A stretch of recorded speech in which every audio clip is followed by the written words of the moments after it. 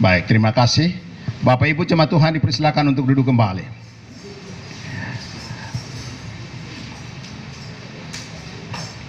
Baik, puji Tuhan, sekali lagi shalom. Damai di hati.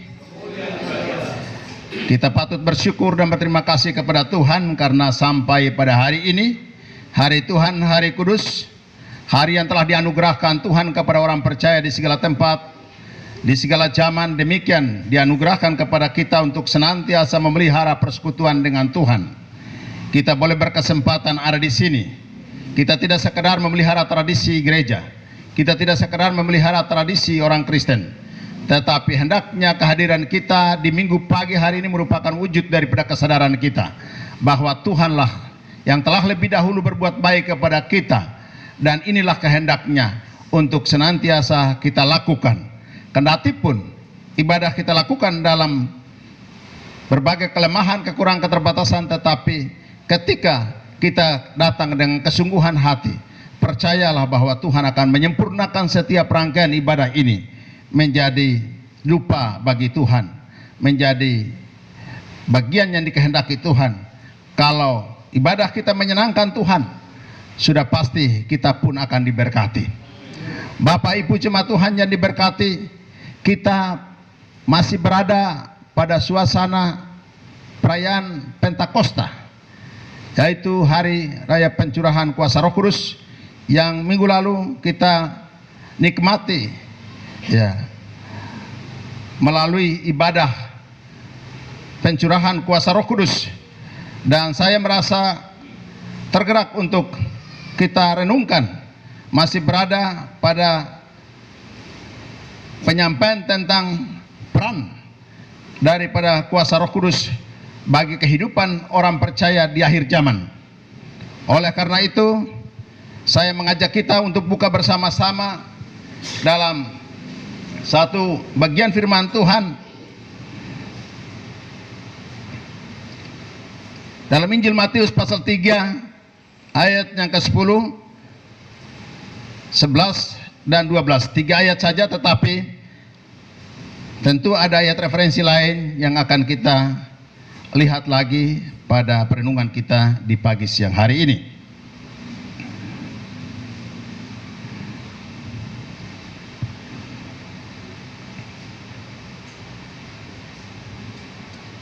Injil Matius pasal 3 ayat 10, 11 dan 12. 3 ayat saja. Saya akan membacakan ayat 10. Kemudian jemaat Tuhan membacakan ayat yang ke-11 dan ayat yang ke-12 kita baca secara bersama-sama.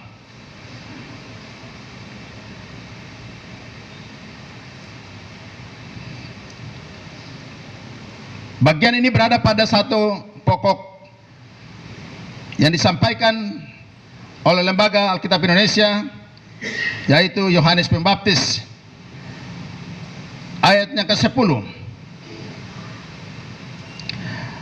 Tapak sudah tersedia pada akar pohon, dan setiap pohon yang tidak menghasilkan buah yang baik pasti ditebang dan dibuang ke dalam api.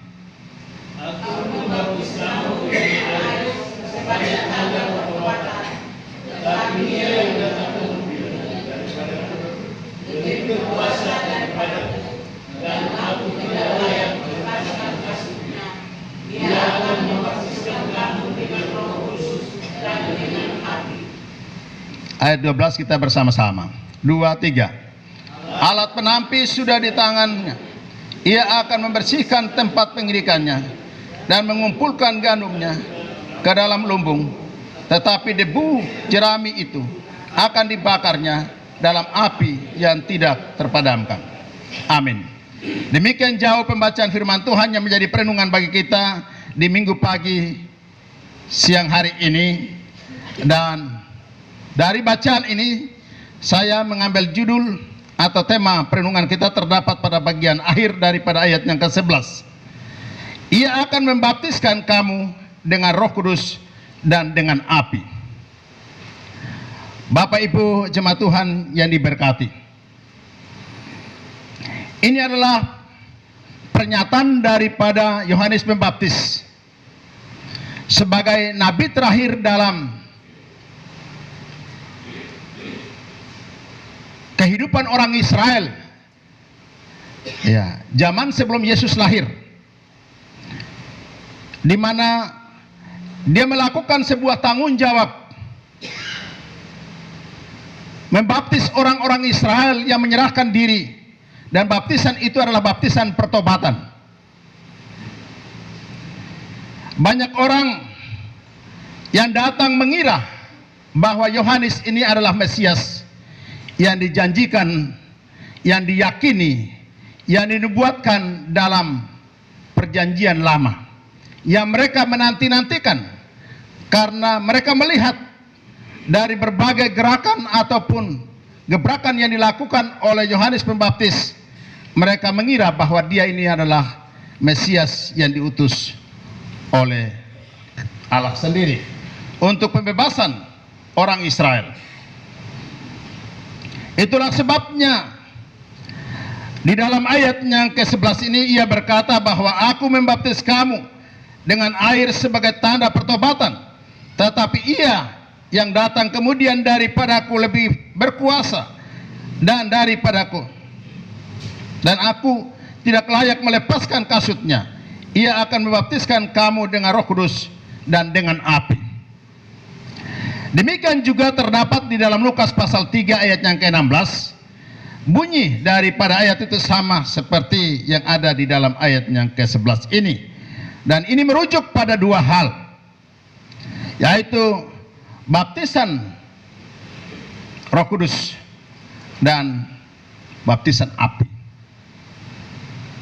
Bapak Ibu jemaat Tuhan yang diberkati, baptisan Roh Kudus merujuk kepada janji Tuhan Yesus bahwa ia akan mengutus seorang penolong. Seperti yang kita renungkan pada minggu lalu di dalam Injil Yohanes pasal 16 tentang pekerjaan penghibur. Kalau ia datang, ia akan memimpin kita kepada seluruh kebenaran. Ia datang, ia akan menginsafkan dunia akan dosa. Ia datang, ia akan memimpin kita untuk senantiasa mempermuliakan Allah Bapa di sorga. Bapak Ibu jemaat Tuhan yang diberkati, dua hal yang disampaikan oleh Yohanes Pembaptis, bahwa ia akan membaptis kamu dengan Roh Kudus dan api, ini merujuk kepada dua hal, yaitu baptisan Roh Kudus dan baptisan dengan api. Baptisan Roh Kudus merujuk kepada kepastian keselamatan. Baptisan api ini merujuk juga kepada penghakiman dan pemurnian. Jadi api itu adalah simbol daripada penghakiman dan pemurnian. Kalau di dalam konteks bacaan kita ini jelas, Yesus berbicara tentang apa yang akan dilakukan oleh Tuhan Yesus. Kalau dia datang, dia telah datang, dan Roh Kudus telah dicurahkan untuk memampukan orang percaya hidup di tengah-tengah tuntutan zaman, memampukan kita untuk bisa hidup sebagai umat pemenang, sebagai orang yang telah percaya kepada Tuhan, sebagai orang yang dimampukan untuk bersaksi dan memenangkan banyak jiwa bagi kerajaan Tuhan. Itu adalah pekerjaan daripada Roh Kudus. Dia baptis dengan Roh Kudus, dan itu telah dilakukan sehingga baik itu rasul-rasul, gereja mula-mula sampai kepada orang percaya hari ini, banyak hal kita lakukan di bawah pimpinan dan tuntunan daripada kuasa Roh Kudus. Pelayanan gereja bisa eksis di tengah-tengah tuntutan zaman ini, dengan berbagai situasi dan keadaan, bahkan dengan berbagai kelebihan yang ada, tidak semata-mata karena kita punya siapa, karena ada apa dalam pelayanan kita, tetapi semua itu terjadi, semua itu terlaksana oleh pimpinan dan penyertaan daripada Roh Kudus yang dijanjikan Mulai daripada Yohanes Pembaptis sebagaimana kita baca ini, dan juga oleh Tuhan Yesus dia menjanjikan tentang baptisan Roh Kudus. Bapak Ibu jemaat Tuhan yang diberkati, oleh karena itu ketika Roh Kudus ada dalam kehidupan gereja, gereja memenuhi tuntutan atau tanggung jawabnya dalam panggilan bersekutu, ya, koinonia, panggilan untuk diakonia, melayani, panggilan untuk bersaksi, atau biasa disebut juga marturia. Iya. Kalau kita melihat kepada pekerjaan Roh Kudus, baptisan Roh Kudus yang dimaksudkan oleh Yohanes Pembaptis ini, khususnya dalam Kisah Rasul pasal yang kedua, kita melihat bagaimana pekerjaan Roh Kudus bagi para murid-muridnya yang menantikan kehadiran daripada kuasa Roh Kudus. Tapi lebih daripada itu, juga bagaimana ia mempersatukan umat Tuhan, memampukan mereka sehingga mereka memelihara persekutuan. Mereka memelihara persekutuan. Mereka membagi kasih. Mereka bertekun dalam membaca firman Tuhan. Mereka berdoa sehingga jumlah mereka semakin hari makin bertambah.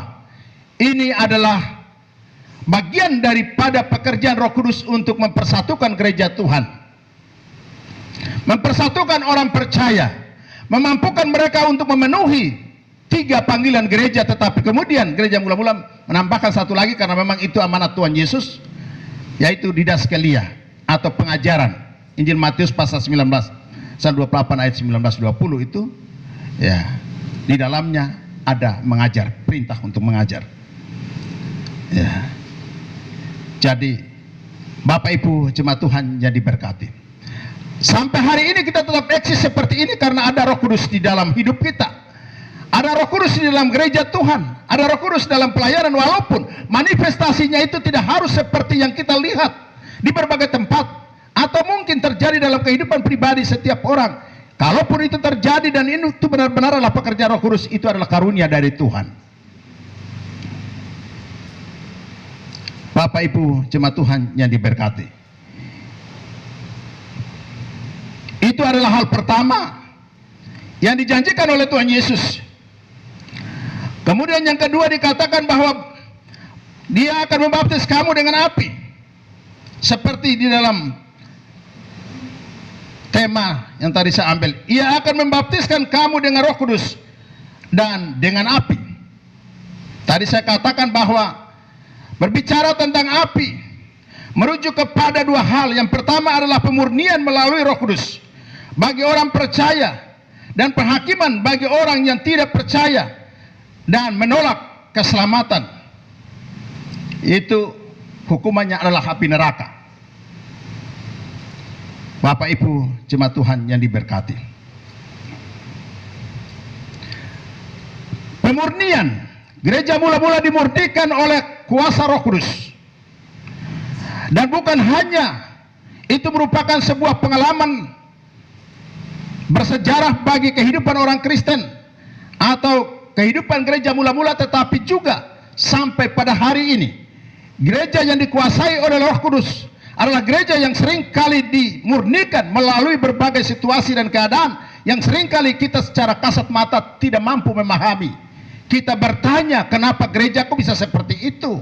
Kenapa gerejaku bisa seperti ini? Kenapa sekian lama saya ikut Tuhan, kok kenapa banyak tantangan, banyak persoalan yang terus menimpa saya? Bapak Ibu, ini adalah pekerjaan Roh Kudus memurnikan. Amin Bapak Ibu. Kehidupan Kristen tidak bisa bertumbuh, tidak bisa berakar, tidak bisa berbuah kalau tidak dimurnikan. Dan yang memurnikan adalah Allah sendiri melalui kuasa Roh Kudus, seperti yang dikatakan oleh Yohanes Pembaptis bahwa ia yang akan datang lebih besar, lebih berkuasa, dan kalau ia datang, ia akan membaptis kamu dengan Roh Kudus dan dengan api. Jadi api berujuk pada hal pertama adalah pemurnian iman. Amin Bapak Ibu. Saya akan mengajak kita melihat satu contoh pribadi yang dikuasai atau dibaptis dengan api, dan dia menyadari hidupnya yang dikuasai oleh Roh Kudus itu. Tanpa ragu, tanpa bimbang, dia mampu bersyukur dalam segala situasi, segala keadaan yang dihadapi, yaitu Rasul Paulus. Saya mengajak kita buka bersama-sama di dalam 2 Korintus pasal 12 ayat 7 sampai 10.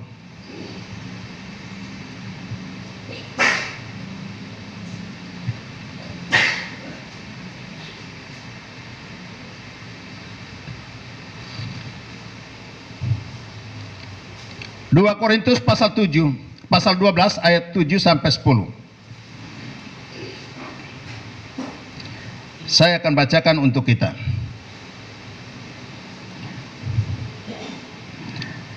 Dan supaya aku jangan meninggikan diri karena penyataan-penyataan yang luar biasa itu, maka aku diberi suatu duri di dalam dagingku, yaitu seorang utusan iblis untuk mengocoh aku, supaya aku jangan meninggikan diri. Tentang hal itu aku sudah 3 kali berseru kepada Tuhan supaya utusan iblis itu mundur daripadaku. Tetapi jawab Tuhan kepadaku, cukuplah kasih karuniaku bagimu, sebab justru dalam kelemahanlah kuasaku menjadi sempurna. Sebab itu terlebih suka aku bermegah atas kelemahanku, supaya kuasa Kristus turun menaungi aku. Karena itu aku senang dan rela di dalam kelemahan, di dalam siksaan, di dalam kesukaran, di dalam penganiayaan dan kesesakan oleh karena Kristus. Sebab jika aku lemah, maka aku kuat.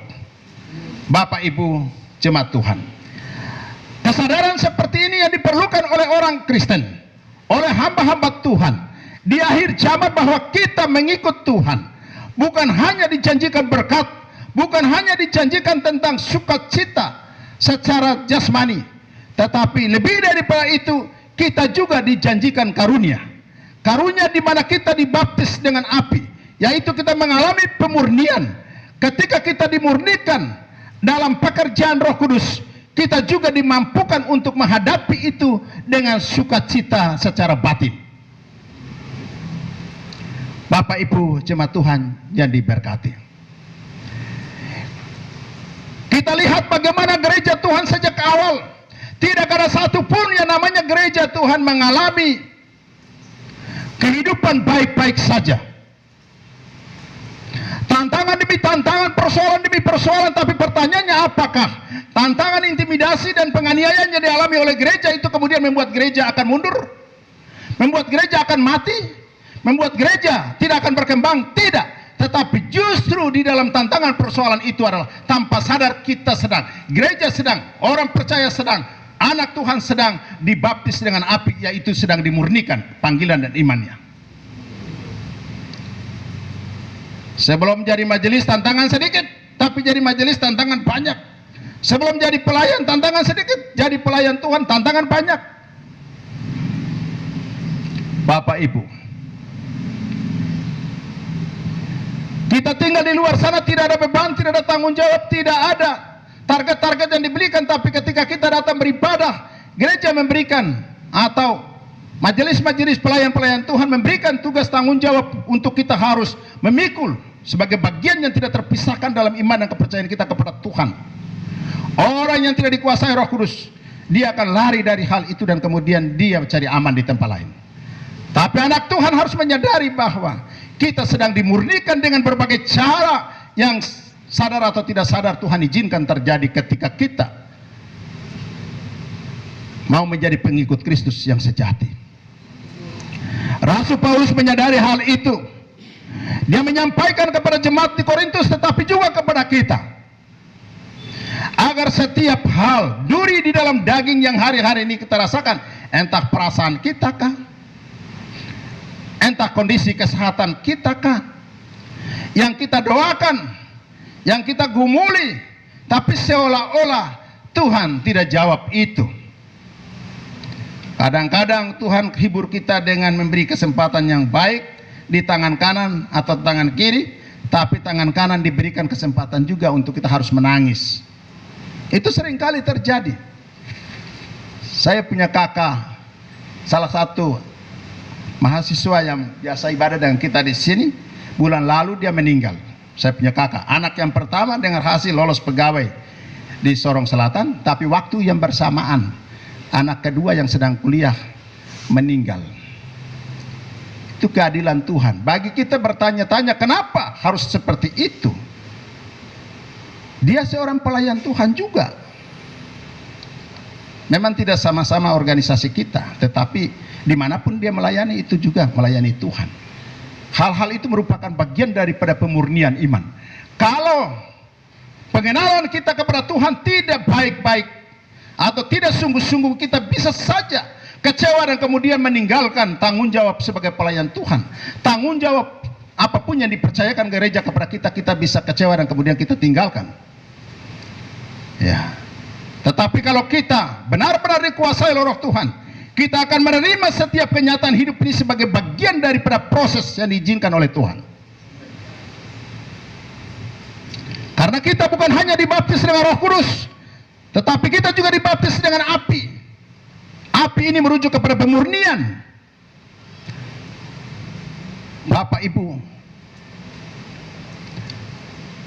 masuk surga itu memang banyak orang katakan bahwa itu iman Kristen, iman murahan. Karena apa? Asal percaya langsung selamat, tanpa banyak tuntutan seperti saudara kita yang agama Yahudi dulu, harus korban ini korban itu, atau saudara kita beragama lain yang harus korban ini korban itu. Kekristenan diselamatkan karena iman, bukan karena perbuatan baik. Tapi bukan berarti perbuatan baik dalam kekristenan tidak perlu, tidak. Orang yang berbuat baik belum tentu sudah diselamatkan. Tapi orang yang sudah diselamatkan sudah pasti dia berbuat baik. Karena perbuatan baik dalam kekristenan yang sesungguhnya adalah merupakan buah daripada pekerjaan Roh Kudus yang ada dalam hidupnya. Bapak Ibu. Dan untuk melakukan itu harus ada pemurnian. Harus ada kerelaan kita untuk mau dibentuk. Karakter kita dibentuk melalui firman Tuhan, kadang-kadang disampaikan dengan keras. Kadang-kadang tua-tua jemaat menyampaikan himbauan atau kesaksian untuk berdiri sebagai penanggung jawab, menyampaikan hal-hal itu rasanya tersinggung. Tapi Bapak Ibu, ketika itu terjadi dalam persekutuan, percayalah bahwa itu dipakai oleh Tuhan untuk memurnikan komitmen kita. Kalau tidak sungguh-sungguh kepada Tuhan, mudah untuk kita bisa kecewa dan kemudian keluar, meninggalkan persekutuan, meninggalkan tanggung jawab, meninggalkan kesempatan yang dipercayakan Tuhan kepada kita. Jadi pemurnian itu penting sekali, seperti yang disadari oleh Rasul Paulus. Bacaan tadi sangat jelas, dan bukan hanya di dalam 2 Korintus pasal 12 ini, tetapi juga dalam pernyataan-pernyataan Rasul Paulus di bagian yang lain. Dia begitu bersyukur dalam segala situasi dan dalam segala keadaan. Karena dia tahu bahwa pengiringannya kepada Tuhan, baik sebagai pribadi yang percaya kepada Tuhan, tapi juga sebagai utusan Tuhan untuk melayani Tuhan, harus ada pemurnian yang dilakukan oleh Tuhan melalui baptisan api. Itu sudah diketahui jauh sebelumnya oleh para nabi, termasuk Yohanes Pembaptis. Ia berkata bahwa aku membaptis kamu dengan air sebagai tanda pertobatan, tapi ia yang akan datang lebih berkuasa daripadaku. Ia akan membaptis kamu dengan Roh Kudus dan api. Roh Kudus berbicara tentang bagaimana kita diselamatkan dan kita dibawa dalam kehendak Allah. Ya. Api juga berbicara tentang pemurnian dalam kekristenan. Bapak Ibu, dinubuatkan juga dalam bagian-bagian Alkitab yang lain bahwa menjelang akhir zaman, gereja akan masuk pada masa penampian, Tantangan persoalan akan banyak silih berganti. Apakah hal itu terjadi karena semata-mata ada kelemahan dalam pelayanan gereja? Tidak juga. Kalaupun ada, itu juga perlu kita sadari. Tetapi lebih daripada itu, Allah turut bekerja dalam segala hal untuk mendatangkan kebaikan bagi orang percaya. Jadi kalau pengiringan kita kepada Tuhan, kita pastikan bahwa kita sudah benar-benar ada di jalan yang benar. Maka kondisi apapun, situasi apapun yang terjadi, jangan pernah menyesal menjadi pengikut Tuhan. Jangan pernah menyesal menjadi pelayan Tuhan. Bapak Ibu jemaat Tuhan, mari kita menyadari bahwa ketika Roh Kudus itu dicurahkan, Ia memampukan kita untuk berdiri dalam sebuah komitmen memenuhi panggilan gereja, panggilan sebagai orang percaya, bersekutu, punya tanggung jawab untuk terus memelihara persekutuan gereja Tuhan. Bapak Ibu, itulah sebabnya jadi orang Kristen dalam warga jemaat Gereja Kristen Alkitab Indonesia, khususnya Jemaat El Shaddai, kalau sampai 1 bulan tidak beribadah, 3 bulan atau lebih dari itu sudah tidak beribadah, tanggung jawabmu di dalam memenuhi panggilan gereja, khususnya koinonia, bersekutu itu di mana? Banyak orang bersembunyi di balik alasan bahwa di rumah juga saya bisa berdoa sendiri, di rumah juga saya bisa ikut ibadah online yang dilakukan dengan berbagai media. Betul, kelihatan jawabannya bagus sekali dan itu masuk akal. Karena Allah itu roh, bisa ditemui kapan saja, di mana saja. Tetapi bukankah persekutuan ini juga merupakan bukti atau merupakan suatu tanda pertanggungjawaban kita kepada Tuhan bahwa engkau telah dibaptis dengan Roh Kudus, di mana Roh Kudus itu menyatukan umat Tuhan. Mulai dari Kisah Rasul pasal 2 dan seterusnya, itu gereja bisa berdiri sebagai sebuah persekutuan karena pekerjaan Roh Kudus. Jadi kalau orang itu mengaku diri dikuasai Roh Kudus tapi tidak pernah punya tanggung jawab di dalam memelihara keutuhan gereja, ini menjadi pertanyaan besar. Tanggung jawab itu bukan hanya menjadi tanggung jawab gembala, pendeta, atau majelis, tetapi setiap orang percaya, dia punya tanggung jawab untuk memelihara unsur persekutuan. Amin Bapak Ibu. Persekutuan kita bukan hanya terjadi pada hari Minggu. PW saya hormat, walaupun kadang-kadang ada yang lari-lari, tetapi itulah kenyataan. Tapi ibadah selesai sebentar nih, mereka lanjut lagi. Kadang-kadang saya khotbah, saya pikir-pikir lagi. Saya khotbah lama, materi belum selesai, tapi saya pikir nanti selesai ini dong, masih lanjut lagi. Akhirnya cepat-cepat selesai.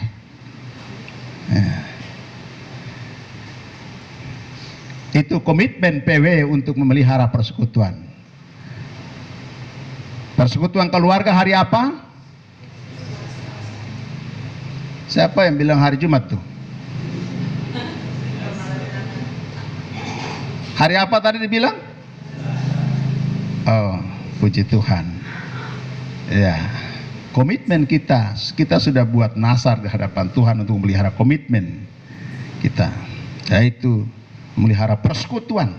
Jadi persekutuan itu bukan hanya terjadi pada hari Minggu, hari kudus, hari Sabat, yang dipelihara dengan baik oleh saudara kita. Advent itu, siapa yang pernah lihat orang Advent, orang kalau ibadah 2 jam kah? Ibu Advent beribadah berapa jam? Ibu Vin yang tinggal dekat di markas, dia tahu. Dorang 1 hari, dan 1 hari itu mereka tidak pikir makan dan minum. Saya dulu kos di SPG itu, tinggal dengan salah satu guru, tapi juga dia adalah pelayan aktif dalam gereja Advent. Dan saya lihat mereka masak untuk hari Sabtu itu sudah dari malam Sabtu itu. Cuci pakaian segala macam itu diselesaikan pada hari Jumat. Kalau masih ada pekerjaan lain, diselesaikan pada malam harinya, sehingga besok hari Sabtu itu mereka kecil besar itu semua ada di gereja dari pagi sampai malam.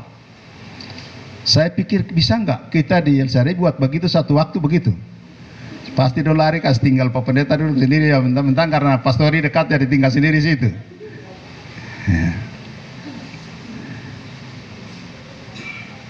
Jadi ada tanggung jawab. Dari hari Sabat itu, hari Minggu ini adalah memang, ini adalah perintah Tuhan. Tetapi lebih daripada itu, unsur-unsur persekutuan yang sudah kita komitkan itu menjadi bagian daripada pertanggungjawaban iman kita kepada Tuhan. Pak Pendeta akan selalu berkata bahwa, kutip ayat dalam firman Tuhan, 2-3 orang berkumpul bersepakat, di situ Tuhan ada. Jadi kalau 2-3 orang sudah kumpul lah cukup tuh, kenapa mesti banyak-banyak? Betul, tapi apa tidak boleh kalau lebih banyak dari 2-3 orang? Apa tidak boleh lebih banyak daripada 10 orang? Bapak Ibu jemaat Tuhan, itu hal kedua yang kita perhatikan dalam pernyataan daripada Yohanes Pembaptis. Baptisan api, pemurnian melalui kuasa Roh Kudus bagi orang percaya. Dan yang kedua adalah penghakiman bagi orang yang tidak percaya dan menolak keselamatan. Ini berbicara tentang hukuman yang pasti menimpa mereka, dan itu merupakan pekerjaan daripada Tuhan Yesus hadir sebagai hakim. Dia membaptis kita bukan hanya dengan api. Kenapa harus dibaptis dengan api? Itu pemurnian, mempersiapkan orang-orang yang harus diselamatkan. Tetapi lebih daripada itu, dia juga akan menghakimi.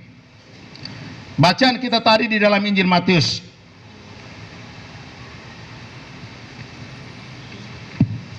pasal 3 tadi, ayat 10. Tapak sudah tersedia pada akar pohon, dan setiap pohon yang tidak menghasilkan buah yang baik pasti ditebang dan dibuang ke dalam api.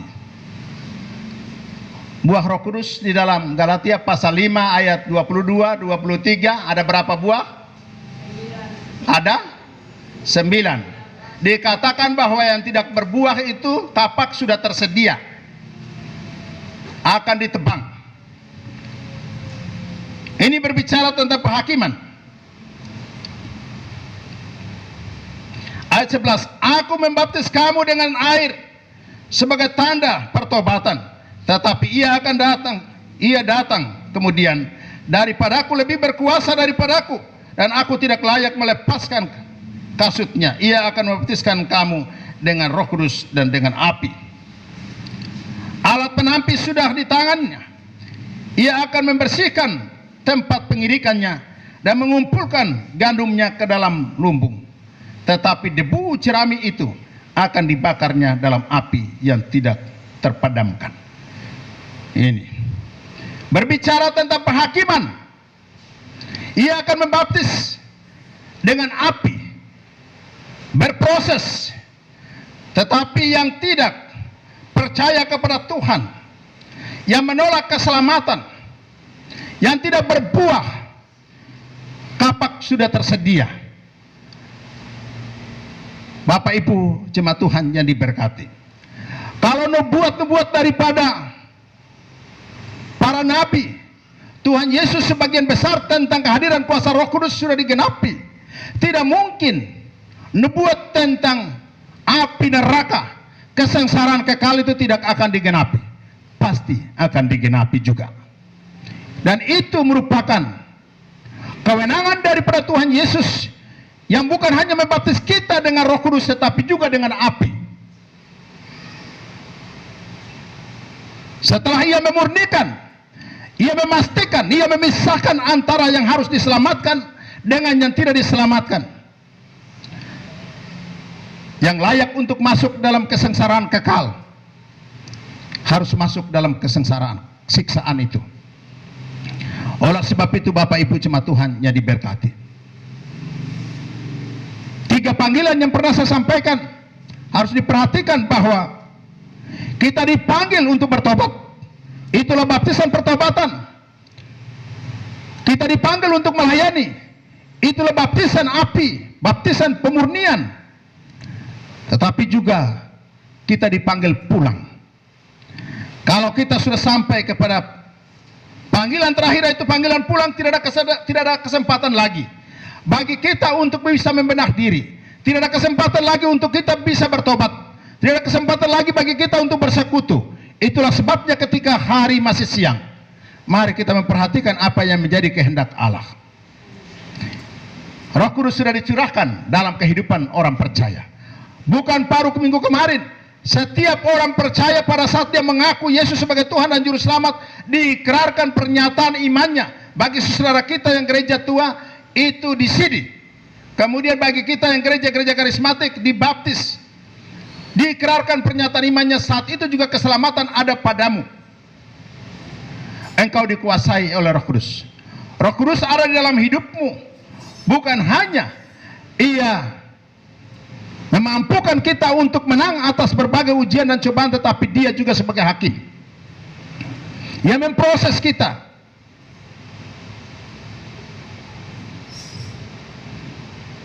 Kita lihat peristiwa Ananias dan Safira. Ketika Roh Kudus itu dicurahkan dan masih membara dalam kehidupan gereja mula-mula atau para rasul-rasul, mereka coba-coba untuk mendukakan Roh Kudus. Tidak jujur di hadapan Tuhan. Apa yang terjadi? Mereka dihakimi dan mati pada saat itu juga. Proses penghakiman, proses pemurnian hari-hari ini sedang terjadi dalam kehidupan gereja Tuhan, sedang terjadi dalam kehidupan anak-anak Tuhan. Itulah sebabnya jangan kita kecil hati, jangan kita kecewa ketika kita menjadi anak Tuhan, kita menjadi anggota jemaat, kemudian banyak persoalan, banyak dinamika yang terjadi, baik dalam persekutuan ataupun dalam kehidupan berumah tangga. Bapak Ibu, itu adalah bagian daripada pemurnian iman. Mampukah kita bertahan dalam komitmen kita memelihara pernyataan iman kita di hadapan Tuhan, bahwa tetap menjadi pengikut Kristus dalam segala situasi, dalam segala keadaan. Kalau hal itu terbukti, kita pertahankan dalam hidup ini, maka keselamatan itu menjadi bagian yang pasti dalam hidup kita. Bapak Ibu jemaat Tuhan yang diberkati, minggu siang hari ini saya tidak panjang lebar menyampaikan firman Tuhan, tetapi dua hal yang ditekankan di sini adalah tentang Yesus Kristus telah membaptis kita dengan Roh Kudus. Dia telah mengutus Roh Kudus sebagai jaminan bagi gereja Tuhan untuk memelihara panggilan-panggilan gereja, bersekutu, melayani, bersaksi, mengajar. Dan yang kedua adalah Dia baptis kita dengan api, pemurnian dan penghakiman. Pemurnian hari-hari ini sedang terjadi dalam kehidupan anak-anak Tuhan, keluarga-keluarga Kristen, dalam kehidupan gereja-gereja Tuhan. Proses pemurnian itu sedang terjadi. Hanya sayangnya banyak orang yang mengaku diri Kristen tidak menyadari. Bapak Ibu, saya mau tegaskan bahwa gereja itu, kita inilah orang-orang yang dikuduskan. Tetapi bukan berarti bahwa kita ini dipisahkan. Bukan berarti Tuhan mensterilkan suatu lokasi khusus, kemudian memisahkan orang yang sudah percaya kepada Tuhan itu, dia ada di sana dan dia tidak boleh disentuh oleh kekuatan apapun. Tidak, kita tetap ada di dunia ini. Hanya janji penyertaan itu ada pada kita. Dalam segala situasi keadaan, Tuhan memberi janji bahwa Dia akan menyertai kita. Ini yang harus disadari. Jadi proses pemurnian tetap ada. Kalau ada hal-hal yang mengecewakan dalam persekutuan, ada hal-hal mengecewakan dalam nikah rumah tangga kita sebagai kehidupan keluarga yang sudah disatukan oleh Tuhan, percayalah bahwa kita sedang masuk dalam proses pemurnian itu. Supaya benarkah kita berkomitmen kepada apa yang Tuhan kehendaki dan kita telah terima itu sebagai bagian khusus, sebagai karunia dari Tuhan. Hal itu sudah terjadi. Seringkali di sekolah itu anak-anak tanya, Pak Guru, sebetulnya yang salah itu bukan Adam. Yang satu bilang Hawa juga tidak salah. Berarti yang salah siapa dong? Ular yang salah. Nah, ular juga tidak salah. Berarti yang salah siapa? Dia mau bilang Tuhan juga salah-salah. Nah, tapi saya sudah tahu dong pikiran. Dia bilang seharusnya pada waktu itu Tuhan tidak boleh taruh ular itu di taman Eden itu, karena memang Dia mau menjadikan manusia itu segambar serupa, maka semua itu kudus, suci, dan tidak ada potensi kejatuhan di situ. Itu baru namanya Tuhan benar-benar mengasihi manusia. Tapi kenapa mesti ada ular di tengah-tengah taman yang sudah disiapkan bagi mereka, dikatakan sorga bagi Adam dan Hawa? Proses pemurnian itu harus ada untuk membuktikan bahwa potensi ilahi yang telah Tuhan taruh dalam diri kita itu kita mampu untuk mempertahankan dalam segala situasi keadaan atau tidak. Makanya ada ujian cobaan, maka ada ular di rumah tangga kita untuk menguji, ada ular di gereja untuk menguji kita, ada ular di kantor untuk menguji kita. Bisakah kita tetap mempertahankan keselamatan kita? Kiranya Roh Kudus memampukan kita untuk mengerti dan menjadi pelaku-pelaku firman. Amin.